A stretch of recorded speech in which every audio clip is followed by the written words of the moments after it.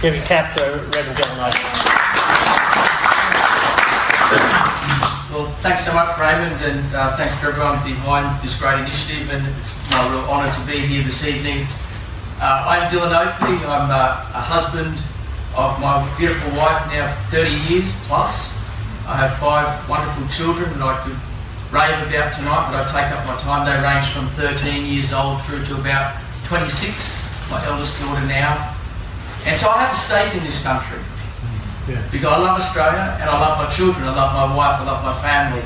Yeah. And so therefore I have a stake in what's happening in Australia. And it's really a time that God's calling each one of us as men to step in and to step up. There's an old hymn you might recall, 1911 hymn, we're going back a bit, and it's called Rise Up, O Men of God. It's by William Merrill. It says, Rise up, O men of God, have done with lesser things. Yeah. And it's time, far past time actually, that we as men lead, put aside lesser things and step in self-denial, self-sacrifice for our nation's sake. Australia's in a dark period at this time, talking spiritually, socially, economically, as we know, politically. And if we're going to save this country, it's going to require men and women to rediscover the virtue of self-denial, self-sacrifice, and also inspire our children with that. You know, for too long now we've thought we just got to give them entertainment, we've got to show them their best life now and all this kind of thing. But Jesus taught a message that if you come after me, take up your cross and deny yourself, come follow me. And we've got to teach our children, our young people again, a cause that's worth dying for. Yeah. It's for our nation's sake, it's for our family's sake, it's for our church's sake. You know, it was Freud who popularised that concept, you know, that the basic human instinct is that we pursue pleasure and we avoid pain. If we live that way, what we get is addictions, we get destruction, we get selfishness, we get a feeling of emptiness, we get destructive, deviant behaviour. And aren't we seeing that in our nation today? You know, every year at Anzac Day, Australians are re-inspired as we come together and we say, look, these are men who laid down their lives for a greater cause. They didn't think about themselves and their own self-gratification, but they laid it all down for a greater cause. That's an inspiration. I mean, every day when mums and dads get up and sacrifice for their children and deny themselves, that's an inspiration to children. There's no greater message. We can talk the talk, but the greatest love we can show is when we deny ourselves. And we get up and we do stuff that's hard.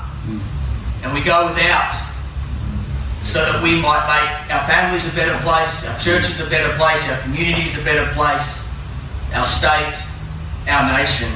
I really believe God's calling us at this time. I believe there's a trumpet blast in the spirit to men of God, women of God, to rise up for our nation at this time. You know, we have technology now, but really what it's done is really turbocharged our decline. Where technology has the potential to serve humanity, it's largely enslaved us. I'll give you an example. Recently I stayed at a bed and breakfast. I was preaching up north. I stayed up there with my wife, and in that little B&B there was, on the shelf, would you believe it, an encyclopedia set. And I was reminded, many of you, when you were young, we had the encyclopedias. You might sit down one night, you might pull one out and have a read and learn something for learning's sake and love it as you did it. But the argument would go today, hey, Dylan, you can get on the internet, you get all that's on those dusty encyclopedias and more, just there at your fingertips. But I would ask this, we look at our screen time, ourselves, our children, is it consumed with gaining extra knowledge? Or is it 10-second reels? Is it high-tech gaming? Is it social media? What are we spending our screen time doing? Netflix. If we go down the darker route, it's subscription pornography and it's online gambling. So our technology has served to enslave us rather than liberate us or help us as a nation. You know, as dark as that sounds and as dismal as that sounds, Wales and England at the beginning of the 20th century were also experiencing a dark time of decline, moral, social, economic. Men were spending the wages that they got in the mines on booze and alcohol. Families were suffering, they were living in poverty. Crime was rampant. There were neighbourhood disputes, long-standing feuds going on. Men were rough, they spoke rough, just like today. I think it's the thing nowadays, everyone just uses the F word, just uses the F bomb. I say to people, if as a man of God, you will not accomplish his purposes by using the language of Satan. Be done, have done with lesser things, brothers and sisters. But in that climate there in Wales and England, in 1904 to 1905, something happened that turned that nation around, like an impossible turnaround. Miners started bringing their wages home and providing for their women and their children. Crime reduced in some places up to 50%. Feuds were solved in the communities. Long-standing debts were paid. Something happened. Pubs started closing down. You know where I'm going with this. It was the Welsh revival. I mean, it got to the point that the mine pit ponies were confused because they didn't know the orders they were getting from the miners because it didn't include the foul language. God did something in that nation. He gave it hope. We're in a place tonight called Hope Centre. Hope arose in Wales and England. It turned that nation around. If God can do it then, he can do it today in 2026. So my message tonight, and it'll be something I bring further at the Breaking Chains conference, is that laying dormant in the hearts of men and women in this country, in Australia, are the seeds of a glorious harvest. There are seeds laying dormant in the hearts of Australians.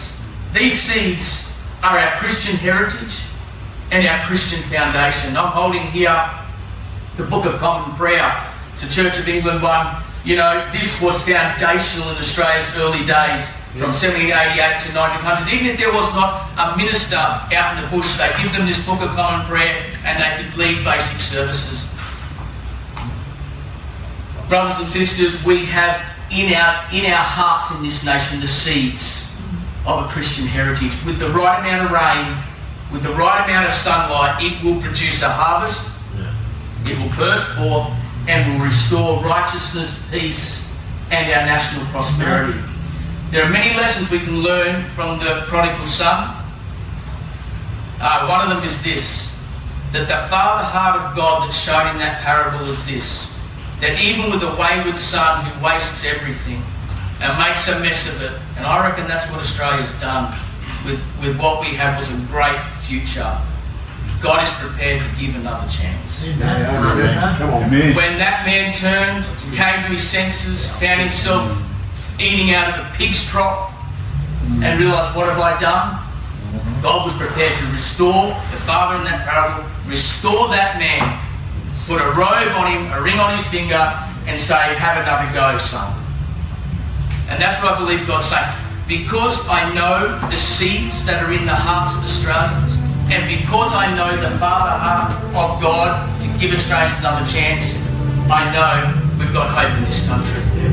So believing with you, believe with me tonight that we're going to see a great turnaround, even the impossible in Australia, for our children, our families' sake. God bless you.